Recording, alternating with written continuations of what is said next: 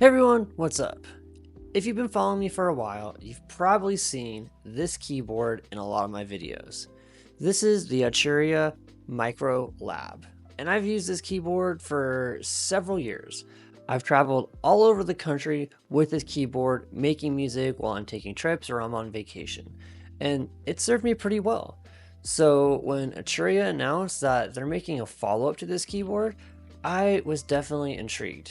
And now I have that keyboard.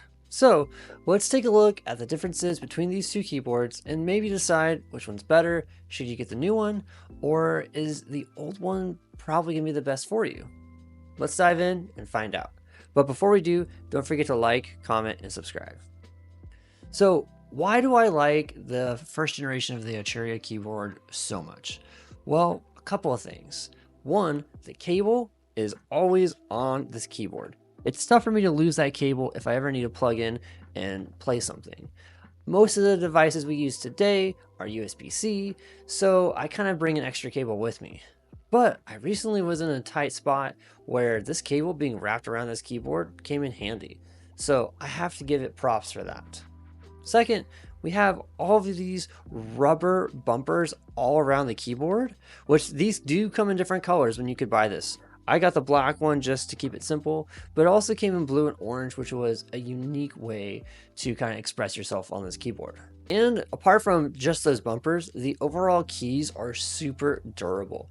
I've stuffed this keyboard into a backpack, into a duffel, into a suitcase, and things have kind of been pushing on the keys, but they still hold up. And I've had this keyboard for like 3 to 5 years. And they still feel great when you push down on them. The buttons for shifting into your octaves and holds or shifts, those work great as well. So I don't really have any complaints about this keyboard. I understand, like, I would like it to have a little bit more keys, but I'm traveling with it, so it makes sense. But enough about why I love this keyboard so much. Let's dive in and talk about the new aspects of the MK3 MicroLab.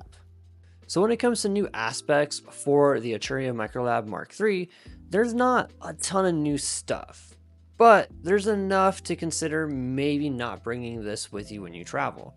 For example, there are no rubber aspects of this keyboard. Now the sides of it, they do feel pretty firm and they have a cool new design, but it doesn't seem like there's a lot of aspects when it comes to protection. The plastic does feel thick, but maybe not as thick as we'd like to when it comes to considering it protection. We do also get a USB-C and a pedal sustain port. So that's new. We did not have USB-C before, and we didn't have that extra port if we wanted to use a pedal. So I think that makes this a really versatile instrument for if you need to plug into a tablet or a phone on the go, or if you're trying to integrate it into your desktop setup. The USB-C is definitely helpful, and the sustain pedal is also very welcome too. I don't imagine myself traveling with a sustain pedal, but having the option to use one is definitely great. And in my home studio, it's also great to have that aspect to use anytime I want as well. Now, the keys feel very similar. I feel like they're a little bit smaller, just a little bit, but enough to where I can notice it. So take that into consideration. I don't think it's too big to consider. Like if you already have the first generation of it, you'll notice it and be like, do I want that? Do I not want that? That's totally up to you. I don't think it's that big of a deal. Maybe play around on the new one for a little bit and see if you notice it after a couple of days. And lastly, they still have the same aspects of hold, shift, switch between octaves, presets, and slide. Those did not disappear, and if anything, I think those look a lot cleaner on the new design than they did previously.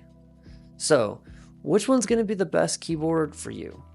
Honestly, this is a tough call for me because I travel a lot with my keyboards, and the first generation that has the rubber on the sides feels a bit more durable. I really like the design of the new one, but I don't think it's gonna hold up as well. I would honestly probably just have to take it on a trip or two to see if it's gonna hold up. And maybe I'll make a video about that in the future. But for now, I think it's a 50-50 because I like the new features and the USB-C aspect on the Mark III. I think the design is cool and slick and clean for videos. and it functions the same, if not better than the previous generation. It's really just the durability factor that's kind of holding me back to say, yes, you should definitely go with the new one. And that's just something we got to learn and experience for ourselves by traveling and working outside with it to see, is this new one really going to hold up? The first generation in price started at $89, and this new generation is only starting at $59. So price-wise, if you're just looking to get in a keyboard, the new one is definitely a better option.